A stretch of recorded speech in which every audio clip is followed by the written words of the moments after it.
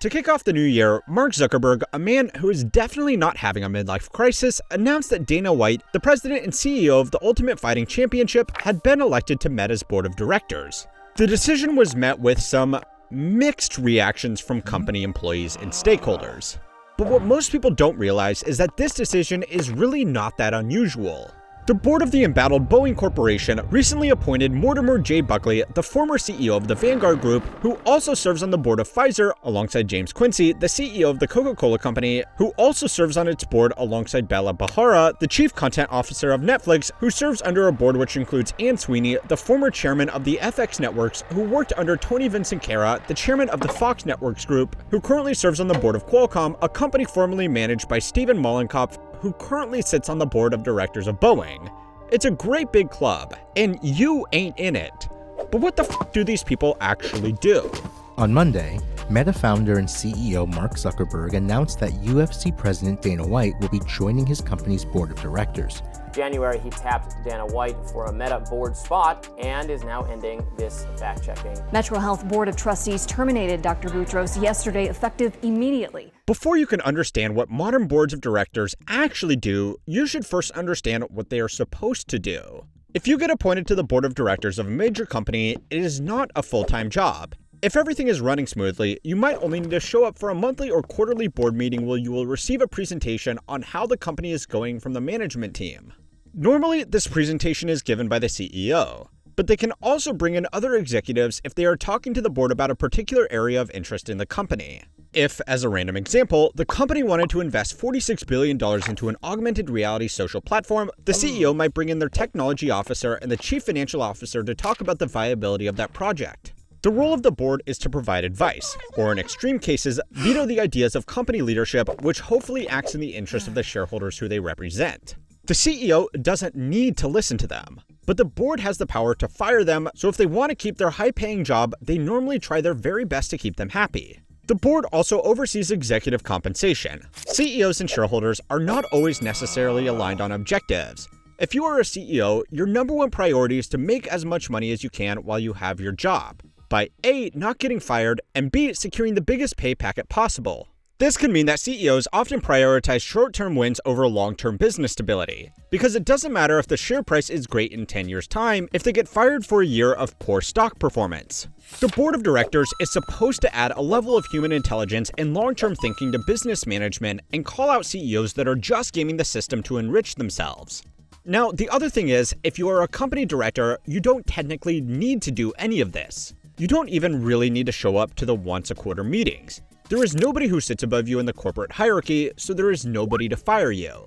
To sweeten the deal, compensation for serving on the board of large public companies can be extremely generous. According to company filings, in the fiscal year 2023, the directors of Meta were paid between $397,000 and $4.2 million in equity, cash, and travel reimbursements. This can be especially lucrative if you work your way onto multiple boards like Alex Skorsky or Deborah Reed, who sit on 4 public boards each, including some of the world's most valuable companies. This practice actually used to be much worse up until a few years ago, but more on why that changed a bit later. It's not a bad gig if you can get it. So if you're thinking that showing up to a meeting a few times a year for 6 or 7 figures sounds like a good deal to you, here is how you land a job on a board.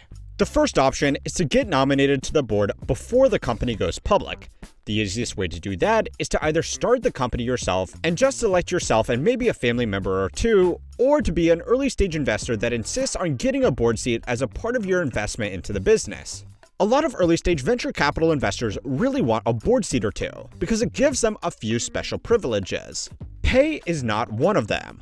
Normally, board members for small companies, especially cash-strapped startups, don't receive any compensation at all. But that doesn't really matter, because big investors getting paid to sit on the board would really just be paying themselves their own money back anyway, which doesn't really make much sense. But there are some real benefits to sitting on the board. As a member of the board, they will be privy to company information that isn't shared with regular investors, and more importantly, they can fire the CEO if they feel like they are not doing a good job. If you ever find yourself raising venture capital for a new startup, you should know that you can be fired from your own company if you give away enough board seats by selling away too much ownership in your business. You can write rules into the company bylaws to prevent this, but then you might find it much harder to raise capital from investors who want to keep the big red button option. Of course, VC firms really don't want to do this, because if you still own a majority of the company, you can make life difficult for them to get a return on their investment in other ways. But having checks and balances on power is always a good thing, even in tiny little startups. So unless you already have millions of dollars to invest, or you're really interested in some new technology or nonprofit initiative, you are probably going to prefer being a board member of a public company instead.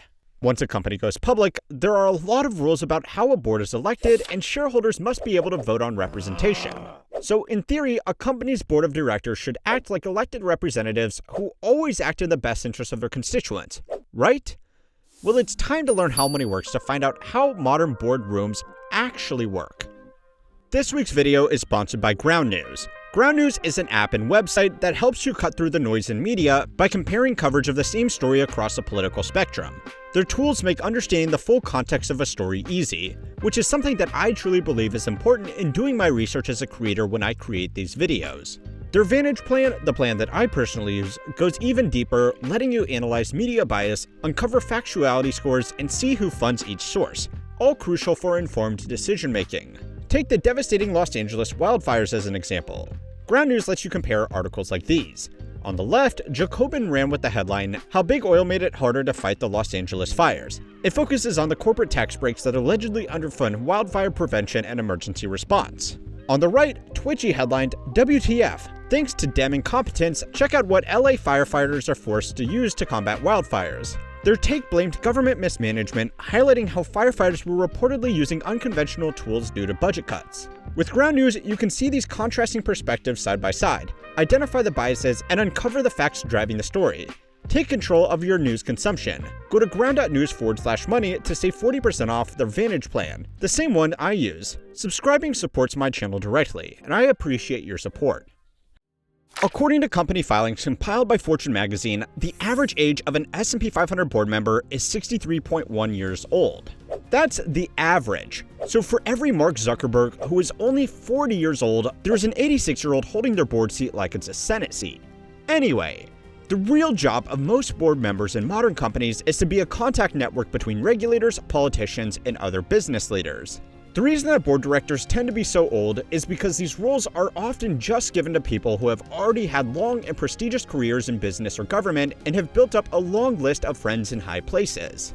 Dana White may genuinely be a very talented businessman, and there is actually a surprising amount of overlap between the mindless hand-to-hand combat that takes place on Facebook and the UFC. But the real reason he was elected to the board is not so subtly because he is close friends with the newly elected president. Trump's administration has made it very well known that they are going to be more business-friendly and slow down all the actions of the SEC and the FTC. Crypto, they're going to let it grow. We're going to let it grow. On day one, I will fire Gary Gensler and appoint a new SEC chairman. But that's all with the exception of just two businesses, Alphabet and Meta. Hating the biggest, most invasive tech companies might very well be the one thing that unites America. Getting Dana White on the board means that Meta has a friendly connection to the White House. Now, the same could have been achieved with a much less high-profile board nomination. Dana is not the only person with friendly ties to the incoming administration. But outside of Elon Musk, who has his own social media company, he's probably the most famous person that could reasonably fill this role.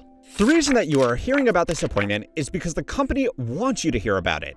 It's a marketing play to signal that the company is not some soy cap-sipping California hive mind.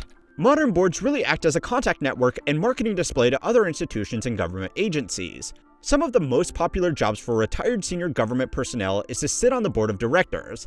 That is because it's a pretty low-intensity retirement gig that pays them very well, and their lifetime of building contacts through their career is a pretty big asset to their company.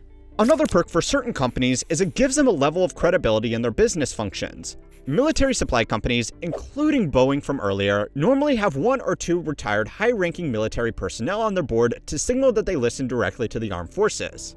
The final reason that modern boards have become so cozy is something you're not really allowed to say out loud.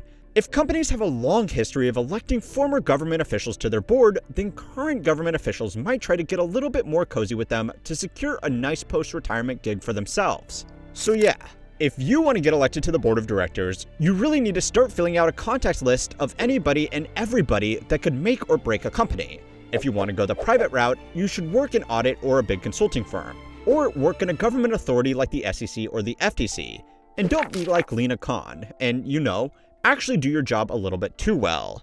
The board is supposed to represent the best interests of shareholders, but it's becoming harder and harder to determine what that actually means. The largest shareholders in most public companies are almost always Vanguard, BlackRock, and State Street, large asset managers that build index funds on behalf of other investors or institutions. It's really hard to ask about the role of those companies without going down the lizard man rabbit hole claiming they secretly control the world. The reality is a little bit less entertaining. But the immense scale that these companies have grown to means that if you want to be elected to the board of directors, you really only need their vote rather than the vote of the other shareholders. Now, these companies don't actually own the shares themselves. They own them in a trust on behalf of the actual investors who buy into their index funds. Some of these funds have even started introducing tools to allow their investors to vote on how the fund itself will vote. But the kind of set-and-forget investors that buy these index funds normally aren't that interested in submitting proxy votes for the hundreds of companies in these investment products, so the asset managers themselves have a lot of influence over shaping boardrooms, and by extension, the companies they oversee.